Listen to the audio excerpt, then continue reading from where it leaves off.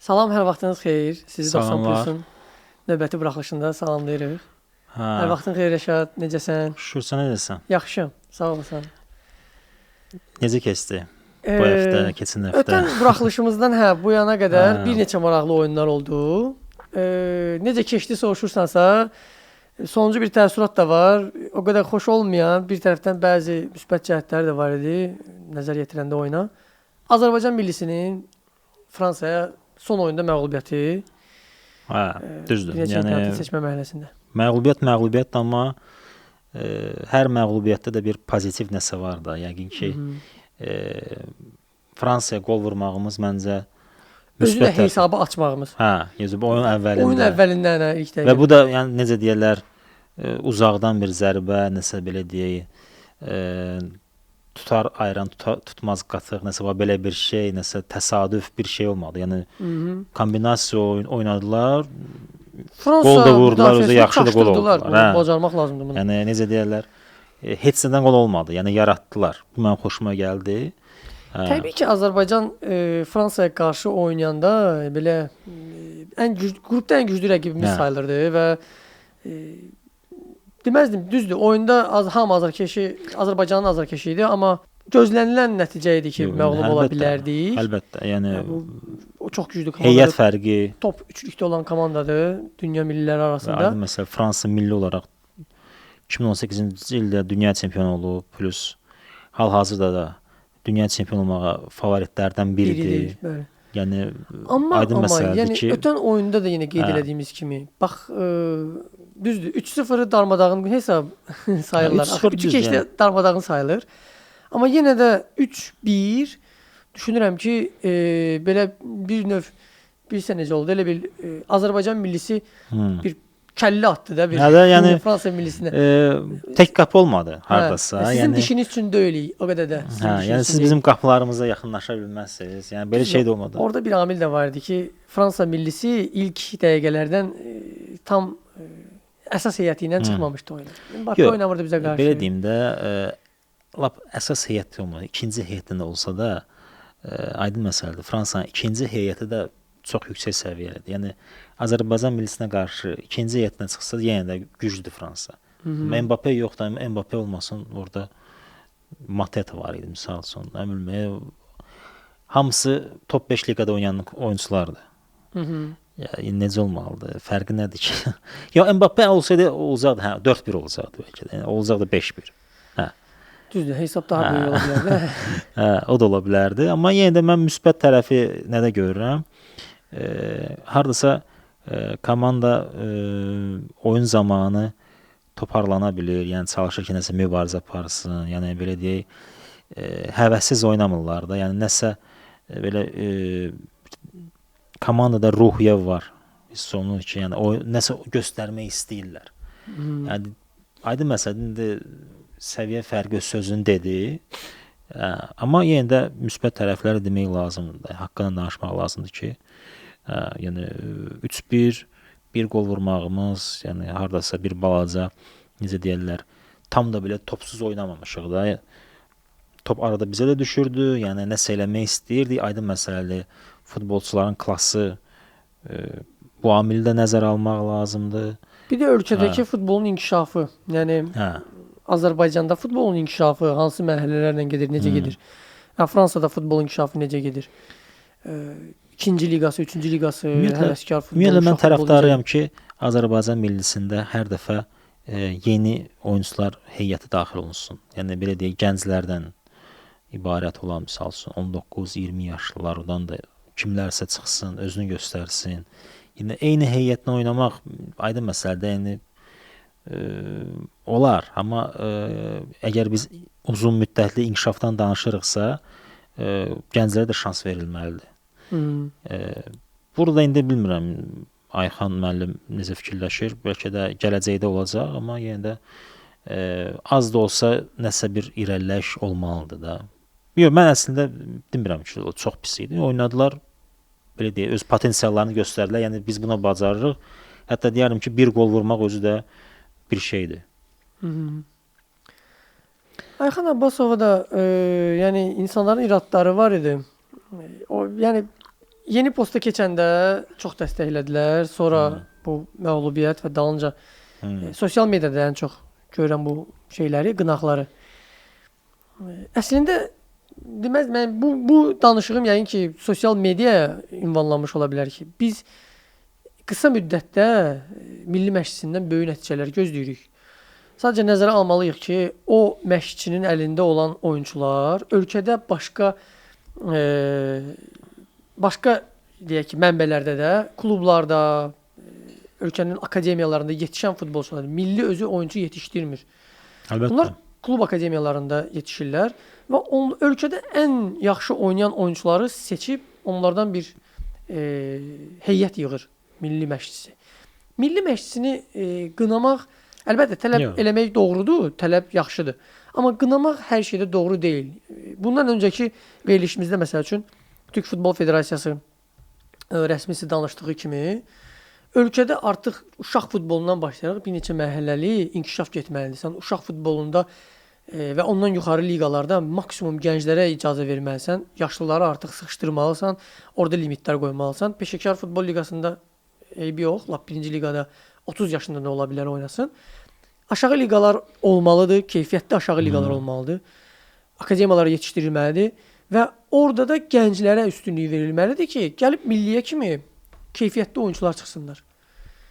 Ən əsası, indi bilmirəm necədir vəziyyət, ən əsası bu tanışlıqla, nə bilim, bu mənim filan kəsin qohumudur, o filan kəsin qohumudur. Tapşırıqla, nə bilim, yerli bazlıqla, qohumbazlıqla əgər olacaqsa inkişaf olmayacaq. Yəni bu futbolda sən aydın məsələdə filan kəsə çəkirsən qabağı, başqasını saxlayırsan qıraqda, orada inkişaf ola bilməz də. Yəni futbolda istəyirsənsə nəsə olsun, gərək ədalətli bir məkan yaradasan ki, futbolçular, uşaqlar inkişaf eləsinlər. Əgər olmayacaqsa, o professionallığı görməyəcəklərsə, okeydir. Yəni sən futbolu gərək o kəslər oynasın ki, futbolu doğrudan sevir və bağlıdır bu işə. Yoxsa bunu çəkəm qabağı, nə bilim, orada nəsə qazanacam, burada nə bilim nəsə olacaq. Buna söz deyə bilməm, yuxarıdan nəsə bu filan kəsin əmisi oğlunun uşağıdır. Bu nə bilim filan kəsin xalası oğlu uşağıdır, nə bilim, gəl bunu çəkək qabağı. Onda heç nə olmayacaq. Amma doğrudan da mən düşünürəm ki, məsəl üçün bir vaxtlar indi bilirlər, məsəl üçün Gəncə futbol məktəbi, yəni oradan gürcü futbolçular çıxıb. Məsəl üçün bölgələrdə Qəbələ bir ara yaxşı başlamışdı. Uşaq futbol məktəbinə yaxşı başlamışdı. Sonda söndü. Bəhlul Mustafazadə də oradandır. Qəbələ futbol məktəbindən çıxıb. Yəni məsəl üçün Xəzər Lənkəran var idi. Oradan da yaxşı çıxırdı. Yəni bölgələri də vardı. Yəni bir dəfə verilişimizi xüsusi olaraq Xəzər Lənkərana. Bizə niyə görə seleksionerlər, niyə görə bölgələri gedib götürmək istəmirlər orada? Yəni futbol ancaq Bakıda olmamalıdır da. Futbol bütün ölkə üzrə olmalıdır. Məsələn, hal-hazırda Araz Naxçıvan komandası çox da yaxşı oynayır çempionatda. Oradan çıxa bilər, niyə də çıxmazsan? Yəni seleksionerlər işləməlidirlər. Yəni klubların öz skautları olmalıdır ölkə üzrə. Yəni, ancaq elə Latın Amerikası, nə bilim, Afrika ölkələri başa düşdü, yəni lazımdır klub üçün, Qarabağ üçün və yaxud da Sabah üçün, amma yenə də inkişafdan danışırıqsa, yenə də uşaq futbolu inkişaf eləməlidir, akademiyalar güclü işləməlidir. Onda da nəsə danışmaq olar. İnkişaf eləmiş futboldan danışmışkən, son zamanlarda düzdür, bəzi mərhələlərdə istəyinə gəlib çata bilmir, amma stabil oyun göstərən millilərdən biri Almaniyadır. Bu mövsümdə pis başlamışlar əslində. Slovakiya 3-0 üzmüşlər, amma dünənləri 6-0 utdular. 6-0 utdular, acığın çıxdılar. 2 qat acığın çıxdılar. Slovakiyanın oyunda yalnız biz o mövzuya desən toxunmuşduq. Bir növ Nagelsmann biraz qulaq vurması vermişdi. Yəni təcrübəli, artıq top klublarda oynayan oyunçular var idi. İndi bilmirəm onlarda da varmı belə motivlər ki, yəni millidə bu oyuna hazırlıqsız çıxım, çünki mənim qarşıda başqa bir oyunum var, özünə ya deyəm, özünə artıq inam ya falan. Nagelsmann da bir sərt mesaj vermişdi. Bu mesajı publikaya demişdi, yəni ictimaiyyətə demişdi ki, belə getsə, hətta mən bəlkə sərt qərarlar verə bilərəm. Gənc top klublarda oynamayan oyunçuları götürəcəyəm ki, milliyə gəldiklərinə görə sevinsinlər, belə deyək də, bütün bacarıqlarını ortaya qoysunlar. Nəinki təcrübəli oyunçular, hansılar ki, artıq öyrəşiblər və özünə inamlı çıxırlar. artıq dərəcədə özünə inamlı çıxırlar yəni. Amma mən deyərdim ki, bu son dövrlər Nagelsmann çox tənqid edirdilər. Yəni deyirlər ki, yəni bəlkə Nagelsmann istefaya göndərilsin də, yəni oyun yoxdur, nə bilim, oyun keyfiyyəti çox aşağıdır. Mən də gördüm, yəni məsələn Slovakiya 3-0 udanda, 3-0 udanda, yəni mən deyərdim ki, yəni çox zəif oynayırlar. Amma dünənləri tam fərqli bir səviyyə gördüm. Yəni oyuna əvvəldən axıra qədər baxdım. Hamının tənqid etdiyi Wirtz belə, yəni Almaniya millisində çox produktiv idi, həm də belə heyətdə orqanik görsənirdi. Hə, Wirtz çox yaxşı hiss eləyirdi oyunu. Yəni öz amplasında da oynayırdı, həm də winger kimi yaxşı oynayırdı. Belə deyək, saxta 11 nömrə kimi də oynayırdı. Həm də biraz geriyə çəkilmiş 10 nömrə kimi də oynayırdı. Elə bax, Nagelsmann da onun o damarını tutub.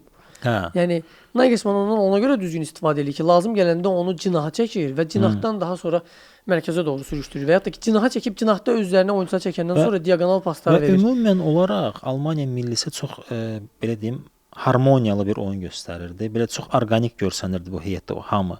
Bütün oyunçular, misal üçün Goretzka belə, yəni yadındadırsa 2024-cü il Avropa çempionatına vəsiqə almamışdı. Goretzkanı götürməmişdi. Hə, hətta Pavlovic zədələndi, onun yerinə Emre Canı götürdü. Bir balaca gözünə işıq gəlmişdi Goretzkanın ki, bəlkə məni götürürlər. Amma hal-hazırda Goretzka Almaniya millisində, yəni əsas heyətdə çıxmışdı 11-likdə. Goretzka belə çox yaxşı görsənirdi oyunda. Yəni hiss eləyirdin ki, Goretzkada nəsə bir qatqısı var oyuna.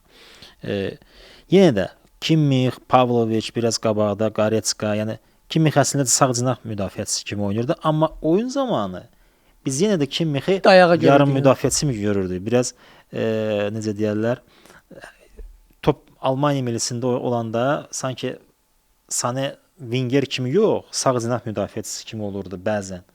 O zaman Kimmich keçirdi mərkəzə, başlayırdı yarım müdafiəçi kimi oynamağa.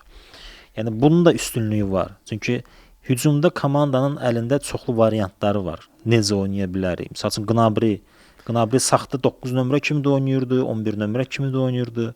Voltamade, yəni Voltamade də birbaşa strategiya kimi oynayırdı Voltamade ilə. Amma Gnabry məsəl üçün çox yaxşı irəliləyiş edir Gnabry. Zədədən hətta deyəsən elə Goretzka ilə bərabər həm də Gnabry götürülməmişdi milliyə. Sən keçən dəfə qeyd elədiyin turnirdən. Amma orada da bir pozitiv məqam var idi. Nagelsmann da Gnabry'yə, yəni bunu necə deyim belə sərt yox, mülayim formada başa salmışdı ki, sənin potensialına inanıram, sadəcə səni milliyə götürməməkdə səbəb, yəni bunu belə də bildirmişdi ictimaiyyətə ki, istəyirəm ki, o oyunçu tamamilə özünü bərpa eləsin. Hə, biraz fiziki milliyə çağırıb istifadə edib sağalmışdı o dövrdə. Kondisiyasında problemi var idi fikrimcə. Bir balaca artıq çəkisi var idi nəsə, artıq çəkidən. Çəki deyil, yəni Zədədən yeni qayıtmışdı. Sadəcə Nagelsmann deyirdi ki, o yeni qayıtmış oyunçunu sınamaqdansa biraz imkan vermək istəyirəm. Gnabry də onda razılaşmışdı ki, yəni bu pozitiv qəbul etməyə də bir gözəl haldır. Gnabry razılaşmışdı ki, tamam mən də yəni öz üzərimdə işləyəcəyəm və bir nəticəni görürük. Gnabry həm Bavariyada, həm Almaniya millisində az qala hər oyun açar oyunçudur. Hardasa oxşarlıq var. Yəni Vincent Kompany'nin futbolu ilə Nagelsmann futbolunda. Çünki belə deyək də Bavariyada Kane'dirsə, Almaniyada Voltamade. Yəni o da 10 nömrə kimi arada bir nəsə pas ötürdü. Hətta ikinci qolda, yoxsa üçüncü qol idi səhv. Sanéyə ötürmək idi də deyəsən. Ayağının bayır hissəsindən ötürmə elədi, qəşəng. Yəni onda da bir balaca nəsə hiss olunur.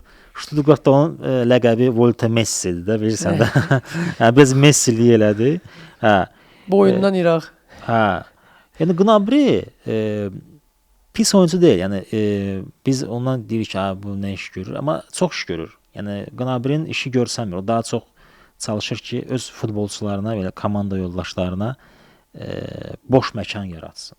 Yəni rəqibləri özünə çəksin hardasa belə deyək. Çünki Gnabry hücumda, komanda hücumunda olanda Gnabry sanki saxta 9 nömrə kimi də oynaya bilər. Həm də 11 nömrə kimi də görsənir meydanda. Ona görə də müdafiəçilər özünə çəkir.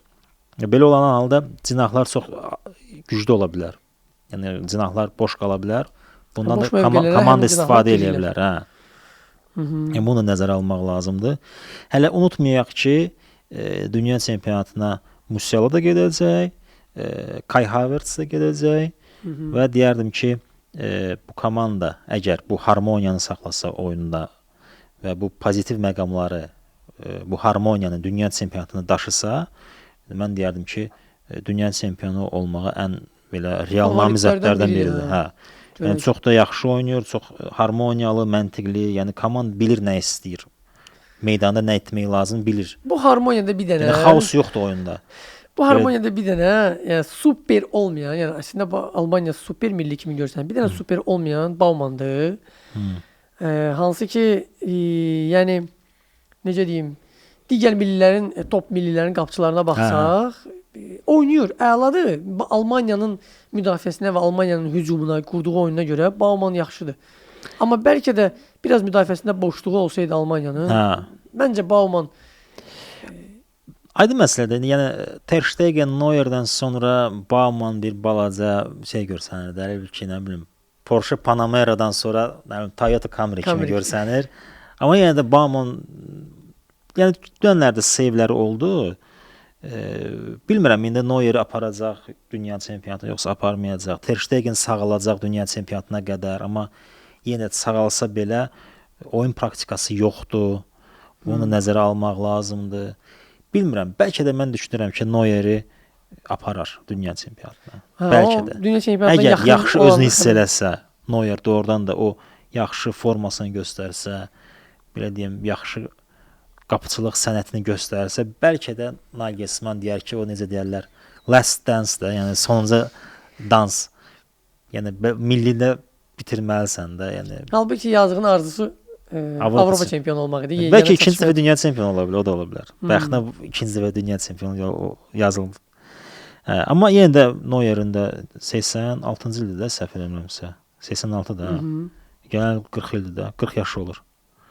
40 yaşı olur, yəni 40 yaşlı qapıçı bilmirəm indi. 2002-də mən bəlkə də ondan sonra da olub, yenə 2002-də Nigeriyanın qapıçısı. Amma bir şeyi nəzərə alsaq, 41 yaşlı. Bir faktı nəzərə alsaq.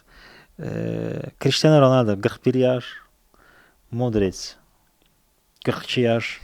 Burada bir necə məqam var. Messi Modric yaşı çox olsa da əvəzlənə bilir. Məsələn, Modric oyunun müəyyən hissəsini oynayır. Uğurlu gedirsə, Modric meydandan çıxa bilər. Və yaxud da ki, bəzi oyunlarda, yəni Modric və Ronaldo timsalında da, oyunun əvvəlində oyuna girməsə də, oyunun ortasından sonra girə bilər. Elə oyunlar olur ki, Modric və Ronaldo kimi, yəni yaşlı oyunçular, təcrübəli oyunçular. Bax, bayaq qeyd elədiyimiz kimi, digər rəqibin oyunçularını özlərinə çəkir.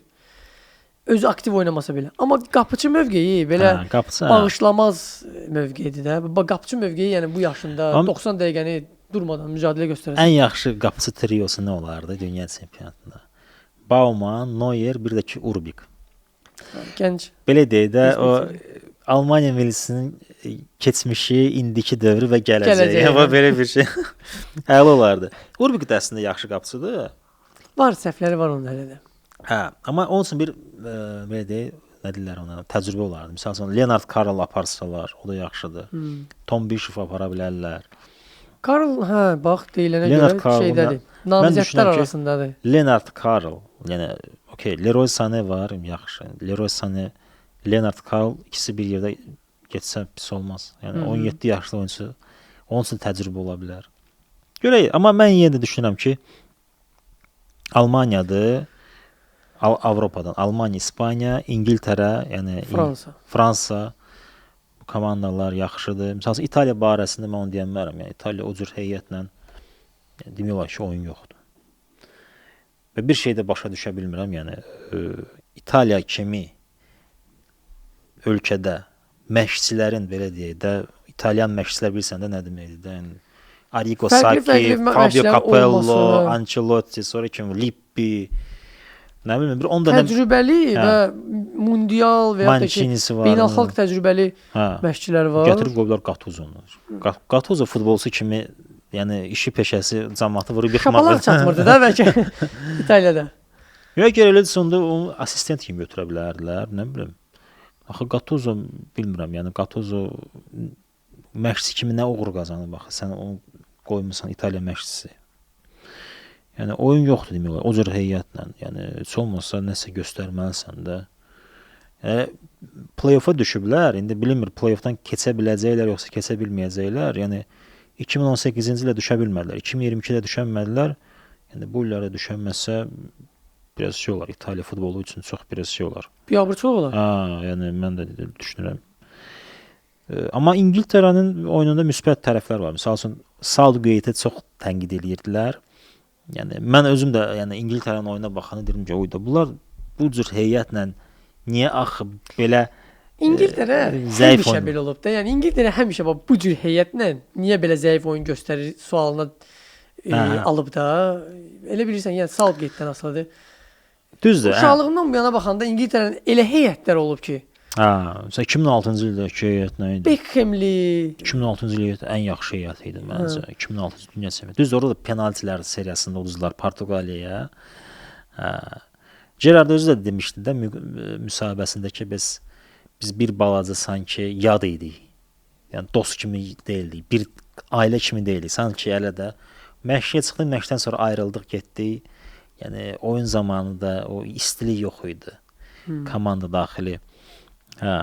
Amma deyir ki, biz səhv eləmişik. Yerə biz dost kimi olardıq.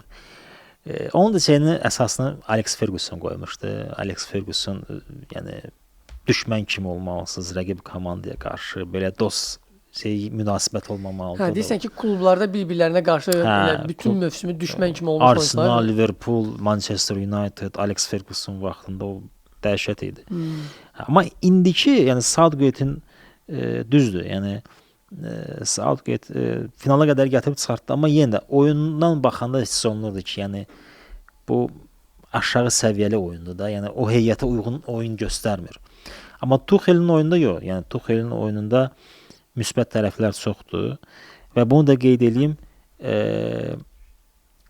İndiki İngiltərə komandası ən prime dövrüdür. İndiki İngiltərə çox yaxşı vəziyyətdədir. Çünki yəni heyətə bir dənə baxaq da. Prime Kane, Prime Declan Rice, Prime Bellingham, Saka çox gözəl vəziyyətdə oynayır səviyyədə. Yəni nə istəyirsən bu cür heyətə? Yəni 4 dənə saymışıqsa, yəni 4 dənə Cole Palmer. Yəni orada istedadlı və hərəsi öz klubunda, Phil Foden deyə bilərik. öz klubunda açar oyunçu olan nə qədər oyunçu var? Çox. Yəni həm açar oyunçular, həm də lider oyunçulardır. Lider oyunçu. Yəni bu da çox böyük bir şeydir. Təkandır komanda üçün. Yəni müdafiə xətti çox yaxşıdır. Yəni nə demək olar? Bu komanda demirəm, yəni bu 100% çempion olacaq, amma bu komanda doğrudan da çempion olmağa ən real namizədlər arasında. Yəni 6 dənə komanda varsa, dünya çempionu olmağa namizəd. İngiltərə də onlardan biridir. Görək nə olur? Görək zədələnmələr olmazsa, yəni bu şey necə deyirlər? Məsəl üçün də bir də gördün kimsə vacib onsuz zədələndi, aparmadılar. Bu heyət doğrudan da çempion ola bilər. Yəni bu qol vurmaqla, yəni qollu oyun göstərirlər. Sürətli oyun göstərirlər. Görək Tuchel nə əldə eləyəcək? Hə, Tuchel də çox qınayırdılar. Amma indi nəticə olaraq ortada əsas məsələ nəticədir. Nəticə ilə də Tuchel azarkeşlərin istədiklərini verir. Amma dünya çempionu hələ var. Yəni hələ var. 6 aydan çox var. Çox şey dəyişə bilər orada. Bax sən dediyin kimi ya zədəli forma ortaya çıxa bilər, ya komandaya əksinə yaxşı istedad gələ bilər. Yəni keçək biraz danışaq Çempionlar Liqasından. Beynəlxalq oyunlardan danışdıq, biraz da danışaq klub oyunlarından. Qarabağı təbrik eləyək, Qarabağ fanatlarını təbrik eləyək. Biz səhv çıxdı, amma yenə də əsas odur ki, Qarabağ tarix yazdı. Bunu artıq neçənci dəfə də olsa qeyd eləyək ki, biz proqnoz verəndə ortada bir statistika var qarşımızda. Yəni bu komandaların arasında top klublar var idi. Qarabağın qarşılaşacağı klubların arasında və bunlardan da biri elə Chelsea idi. Tək bütün dünya ictimaiyyəti bəlkə də Chelsea-nin qalib gələcəyini düşünürdü. Amma biz çox sevinirik ki, həm bizim proqnozumuz düz gəlmədi, həm də Qarabağ bizi belə xoş sevindirdi. Biz çox sevinirik ki, Qarabağ Chelsea Tarix xalq yazdı. qoparda bildi. Hə, Tarix yazdı.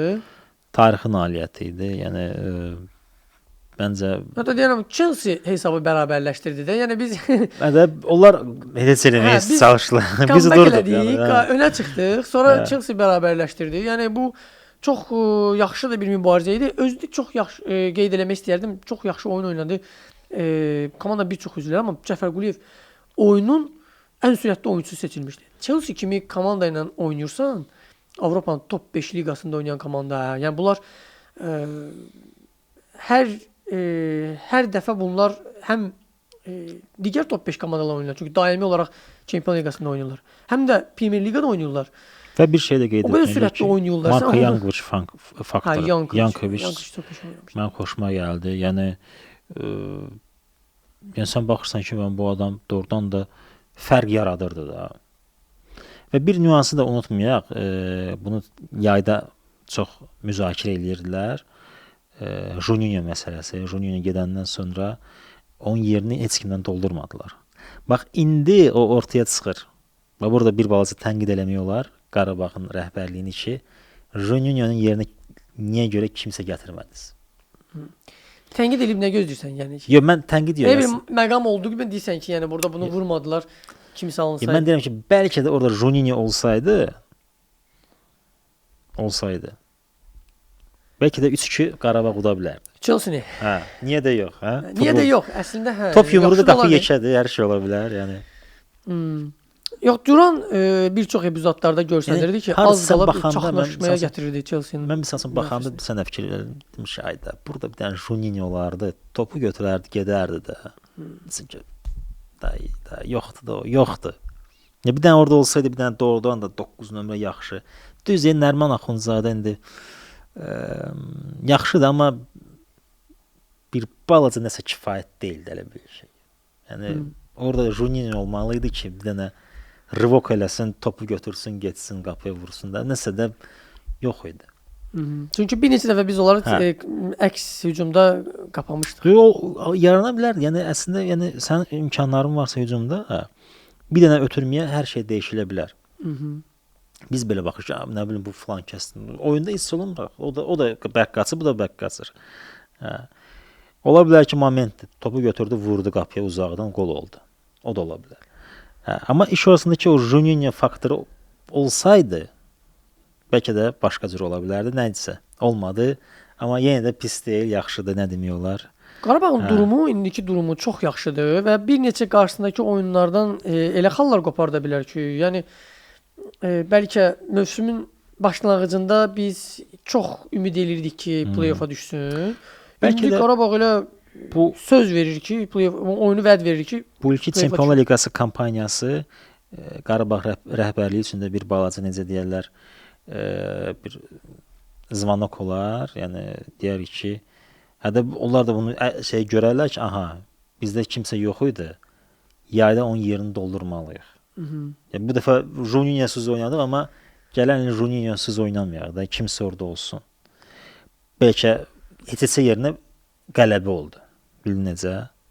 Yəni yenə də sən Çempionlar Liqasında oynayırsansa, sən gərək heyətin güclü olmalıdır ki, rəqabət yarada biləsən. Aydın məsələdir, öz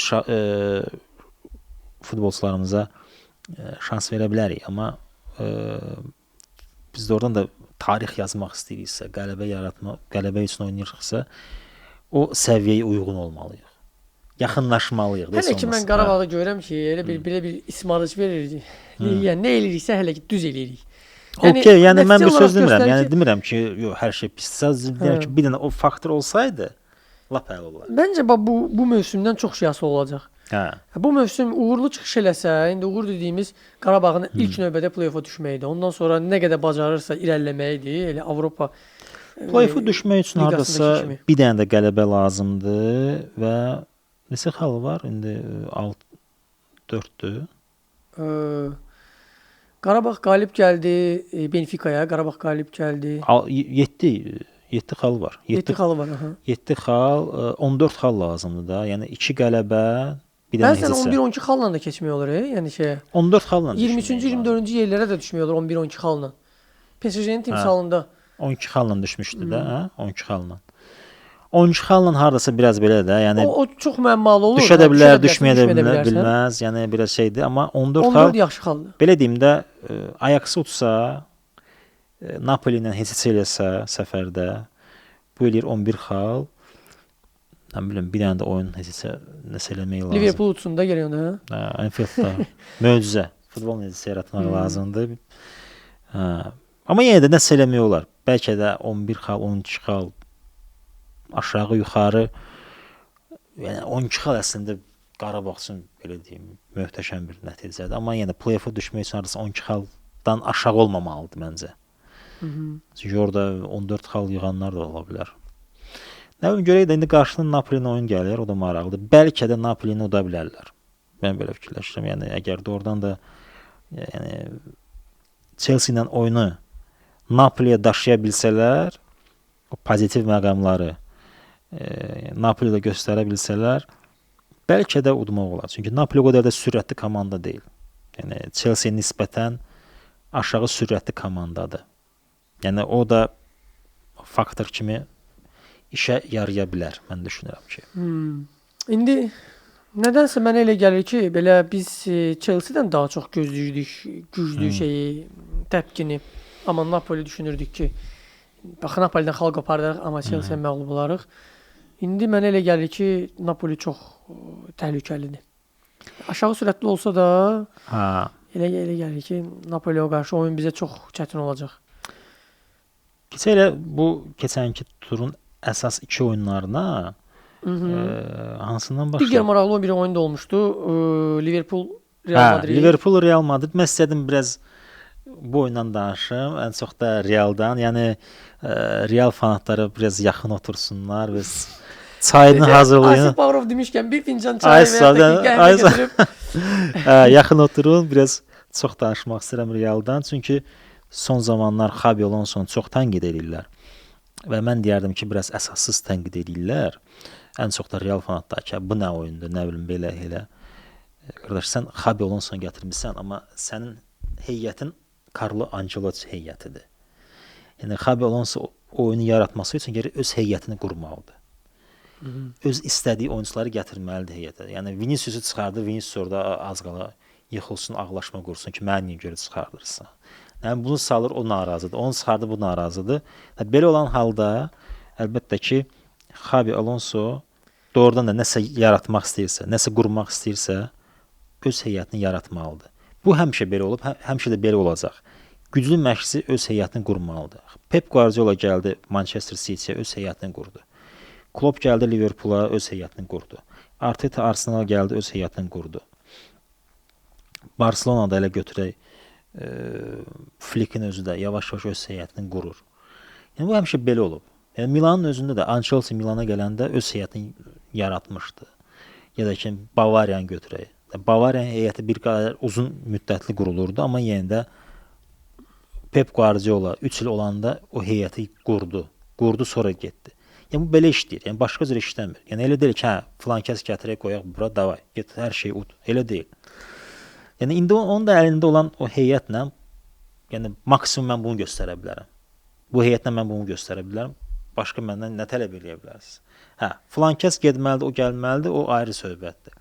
Yəni trendi gətirdilər, sonra kimi gətirdilər? Mastantonu gətirdi, o da heç oyuna çıxmır.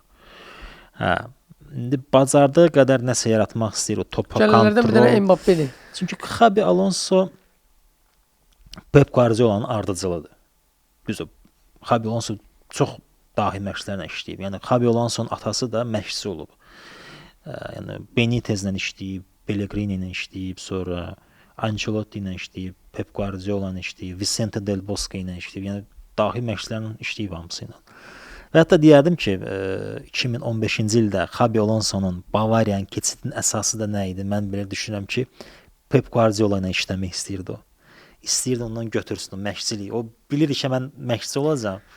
Ona görə bəlkə də keçmişdi ki, o Pep Guardiola'nın düşüncələrini görsün, ondan öyrənsin. Guardiola özü də onu istəmişdi. Guardiola özü də işləmişdi. Onun gəlişindən sonra Guardiola'nın bir oydu, bir Thiago Alcantara olanda artıq Almaniyanın Schweinsteiger kimi ulduzu sıçmışdı Bavariyadan. O da zədələnmişdi, sonra alınmadı. Amma yenə də Xabi Alonsonun məşqçilik kimi o inkişafına baxanda ən çox təkan verən Pep Guardiola'dır. Yəni ondan Bayerndə biz onu gördükdə necə o Pep Guardiola kimi topa kontrol, yəni necə deyirlər belə də o umbrella oyun stili də, yəni topu saxlayır, sağdan sola ötürür, boşluqlardan istifadə edir, keçidlər yaradırdı. Yəni tipik Pep Guardiola futbolu. Amma həmin o oyun sistemi realda işə yaramır. Çünki yenə də deyirəm, o oyun sisteminin işləməsi üçün sənin heyətində çox yüksək səviyyəli əsl yarko выраженный sözü var rus dilində. Ona overmarket deyirlər ingiliscə, yoxsa o üstündən cızırlar belə market. Xüsusilə qeyd olunmuşdu mu istəsən yoxsa? Xüsusi qeyd olunmuş. ISO. Əla. Çox gözəl bir sözdür. Xüsusi qeyd olunmuş. Xüsusi qeyd olunmuş 8 nömrə lazımdır. İndi o yoxdur. Kimdir 8 nömrə? Bellingham bilmirəm. Yəni Bellingham box to box oynayır, amma o xüsusiyyət yoxdur. Ardadan gözləmək olmaz onu? Arda Gülər bilmirəm, yəni tezdir, amma gəncdir. Arda Gülər 10 nömrə kimi istəyir nəsə yaratsın. Sadəcə onun üzərində çox pressing yaranır deyə istədiyi oyunu göstərənmir.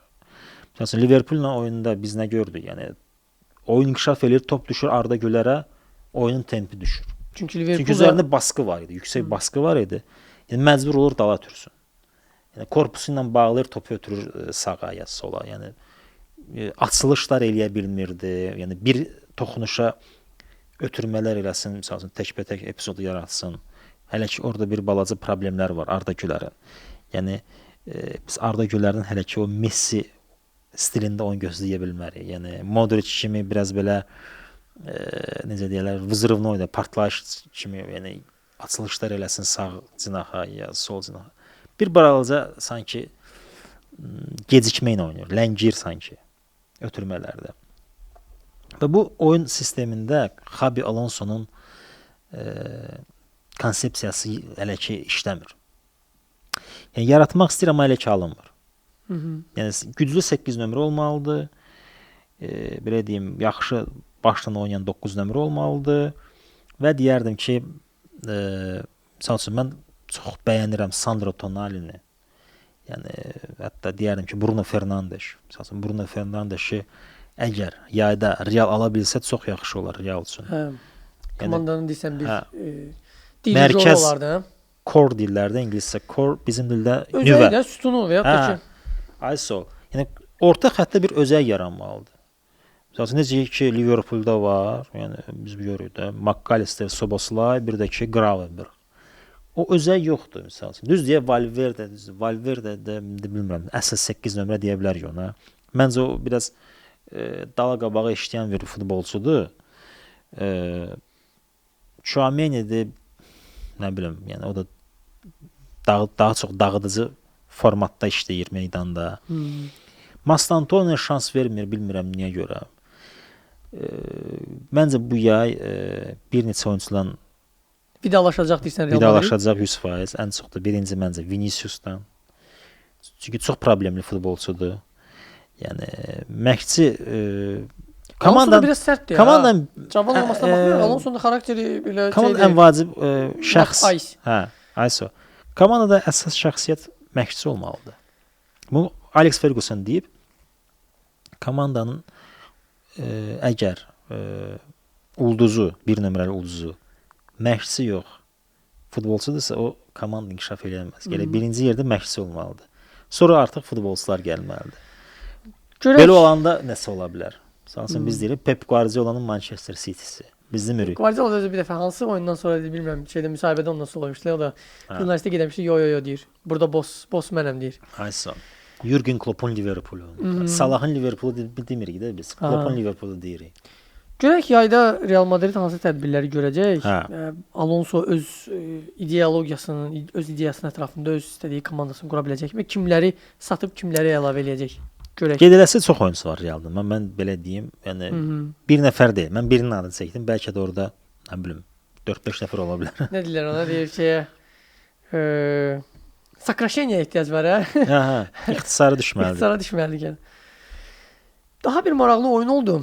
Ötən turda. Hə, o da Ha. PSG Bavariya idi. Səfərdə Bavariya qalib gəldi PSG-yə. Çox maraqlı oyun olmuşdu o da. Biz seninlə ondan öncə danışırdıq. Bavariyanın ona qədər 15 dənə ardıcıl qələbəsi. Bizə oyunun hələ birini 15 qələbəsi. 14 demişdik. Çünki 15-ci Dortmund da qarşı oldu arada. Yo. Dortmund yox. Nəsə Kölndən udandı. O 14-cü qələbə oldu. Sonra çempionatda da bir dənə oyun. Yəni çempionatda da bir dənə oyun tutdular. 15 oldu və PSG-dən də yəni biz danışmışdıq ki, biz danışmışdıq ki, o Milanın 13-lü qələbə seriyasını rekord yeniləmişdi, 14 eləmişdi. Artıq seriya 16-da dayandı. PSG gəlib çatanda artıq 15 qələbəsi vardı. Bu oldu 16-cı. Biz orada bir şey qeyd eləmişdik ki, bax çox Bavariya ətrafında belə ifadələr fırlanır. Bundesliqada bu qədər arda-arda qalib gəlməyə nə var? Yox.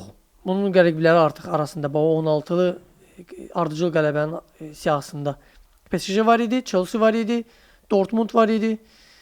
Yəni bu ardıcıl bu qədər qələbəni əldə eləmək doğrudan da uğurdur. Kompaniya çox yaxşı oyun göstərir, nümayiş elətdirir Bavariya ilə. Bavariyanın az qala boşluğu yoxdur deyərdim. Bir dənə qoca Neuer var, cavan Urbigi var. Bu potensiallıdır, az təcrübəlidir. O çox təcrübəlidir bəzi məqamlarda, amma Bavariyanın oyununda bir dənə problem var heyətində. Bu sistemdən biri zədələnsə, məsəl üçün hansısa bir vacib oyunçu, məsəl üçün Luis Diaz Arsenal'la oynamayacaq növbəti turda, qırmızı vərəq aldığına görə. Ya tutalım Kane zədələnsə, ya kim zədələnsə onun yerini doldurub. Düşünürsən ki, Luis Diaz zədələnsə məsələn, Gnabry orada winger kimi oynaya bilməz. Düzdür, indi Gnabry'ni Musiala olmadığı müddətdə mərkəzdə istifadə edir. Yəni, mərkəz doludur ya Bavariyada. Yəni məsələn Gnabry Bishop oynaya bilər. Gnabry çəksən sən wingə, yəni kənara cinaha winger kimi oynasa. Səndə mərkəzdə Goretzka var, sənin mərkəzində Bishop'un var, Leonard Carl'ın var, sənin Paulo var. Sağ cinahda. Amma biz Kane də 9 nömrədir. Yəni 9 nömrədə lazım gələndə keçir false nine kimi oynayır. Nicholas Jackson səncə Kane-ə əvəz eləyə bilər yoxsa? Nicholas Jackson belə Bavariyada ilə çatışmayan necə deyim sənə bir bənd idi. Amma gözləmirdim ki, Nicholas Jackson bu cür oyunu göstərər. Demirəm ha, super möhtəşəm oyun göstərir Nicholas Jackson, amma bax Bavariyadan lazım olan, tələb olunan oyunu göstərir. Bəzən sən bilirsən ki, sənin top strikerin var, bu Kane-dir. Bəzən sənə bir hücumçu lazımdır, elə həqiqətən striker. Hansı ki, nə əlindən epizodları buraxır, nə də sənə deyim belə elə top strikerdə deyil Kane kimi. Amma lazım düşəndə vurur. Bavariyanın tarixinə belə baxsaq, Bavariyanın heyətində bir dənə belə xüsusiyyət var. Həmişə necə ehtiyatda bir dənə yaxşı hücumçusu olub. Məsəl üçün 90-cı illərin axırına baxanda Paulo Sergio var idi, Yanker var idi.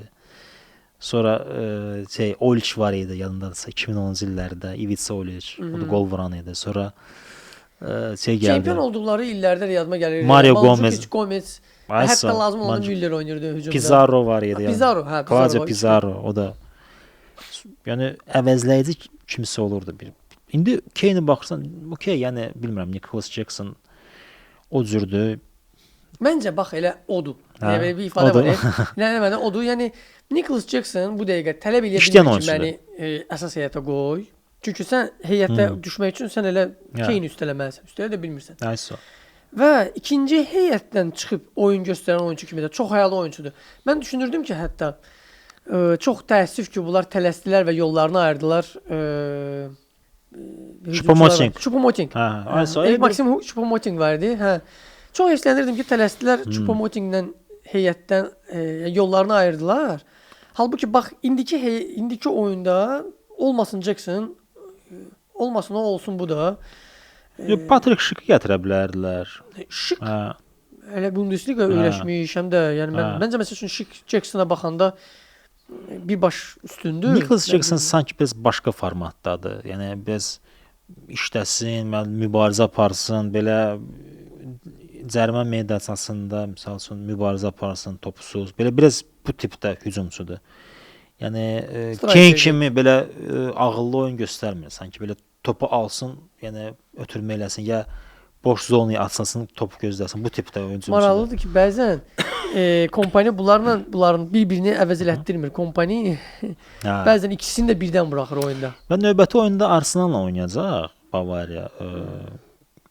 Bu da çox maraqlıdır. Çünki Arsenal da hal-hazırda Avropanın ən yaxşı komandalarından biridir.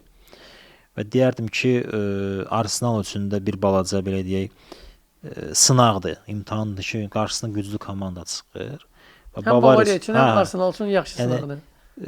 Hər iki komandanın da müsbət mənfi cəhətləri ola bilər, amma ümumi götürəndə hər ikisi də yaxşı formadadır. Düzdür, Arsenalın itkiləri biraz çoxdur Bavariya baxanda. Amma yenə də buna baxmayaraq Arsenal yaxşı oyun göstərir. Görək necə olacaq. Hətta deyirlər ki, görək də kim odur be Bavariyaya, Chelsea odur, sonra kim odur? PSG-ni oturlar, PSG də orada nə bilim.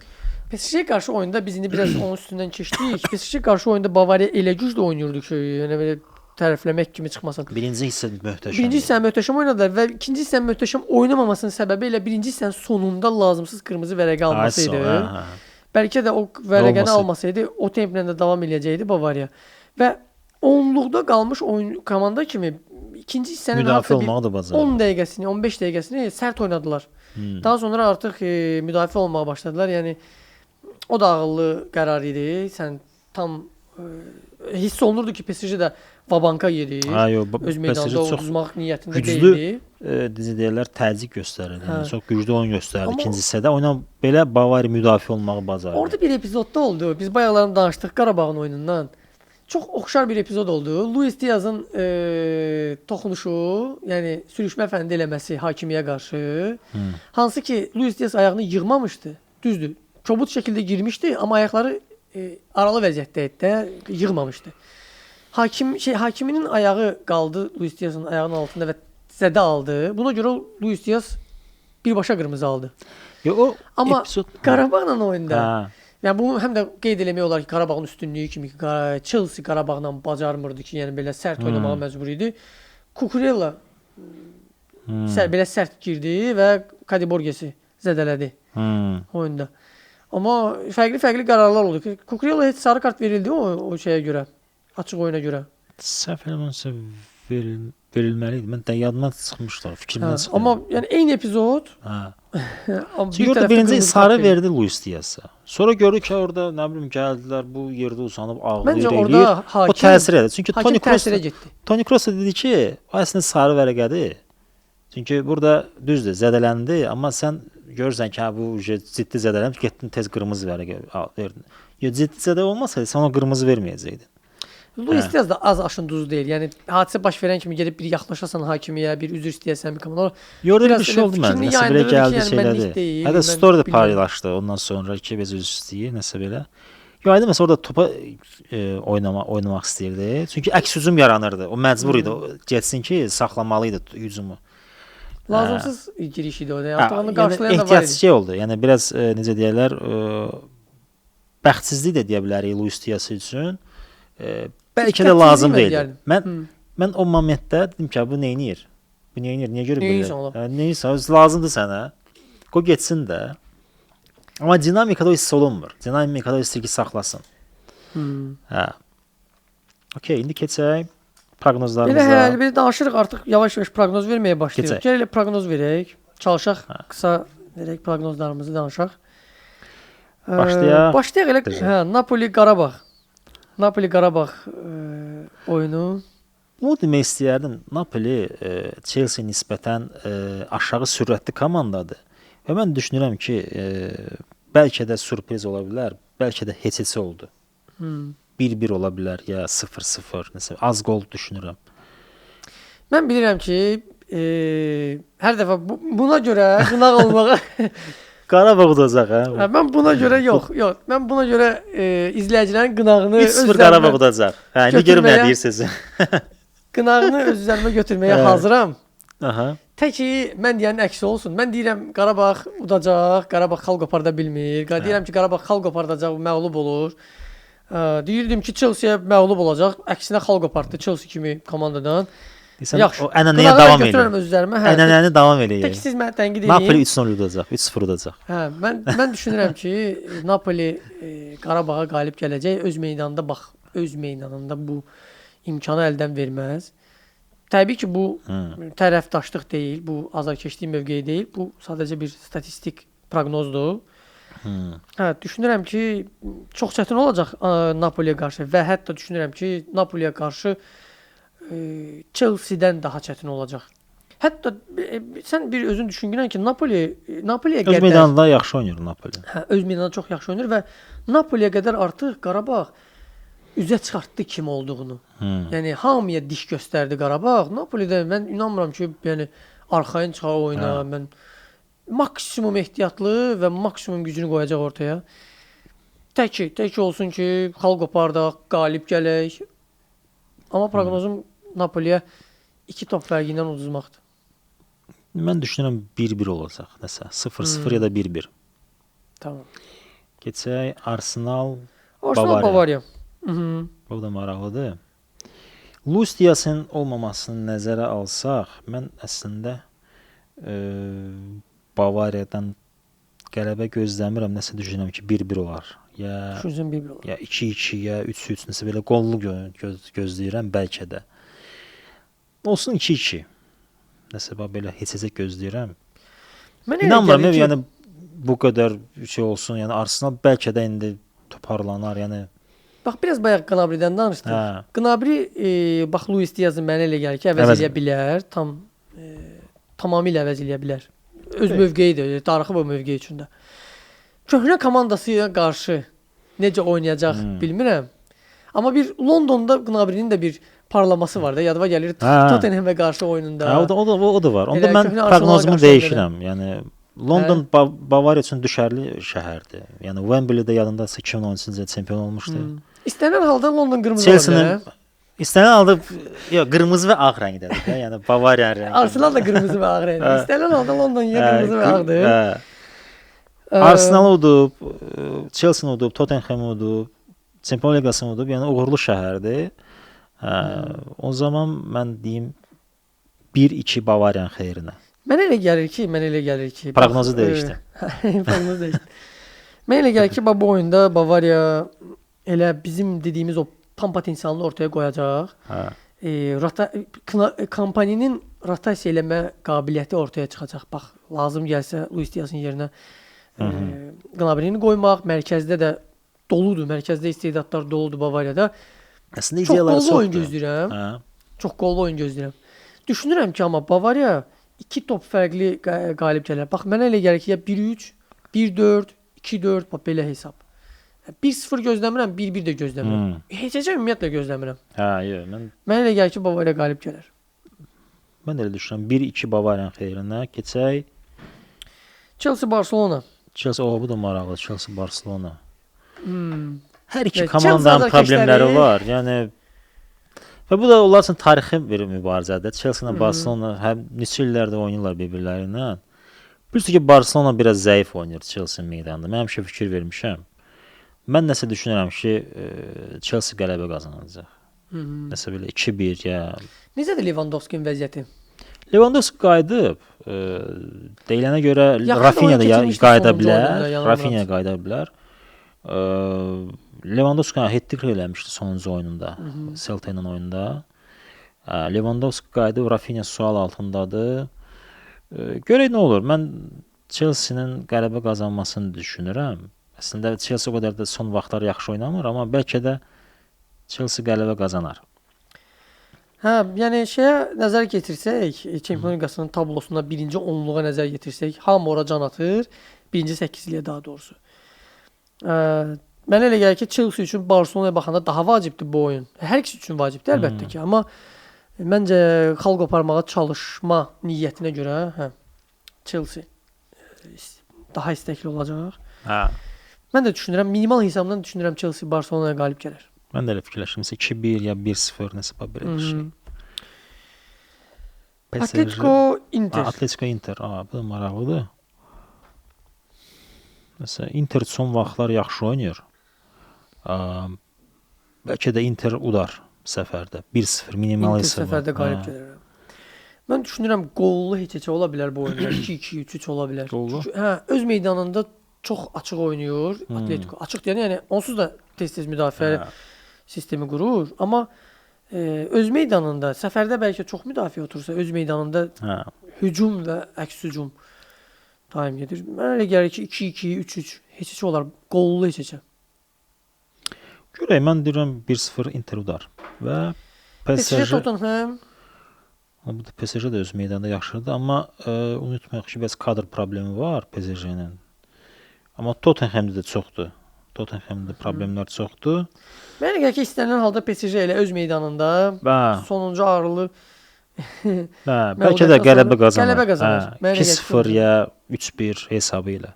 Məncə də 2-0 ya 2-1 ya 1-0, yəni tamam zədəli olduqlarını nəzərə alsaq belə orta hesabla. Belə.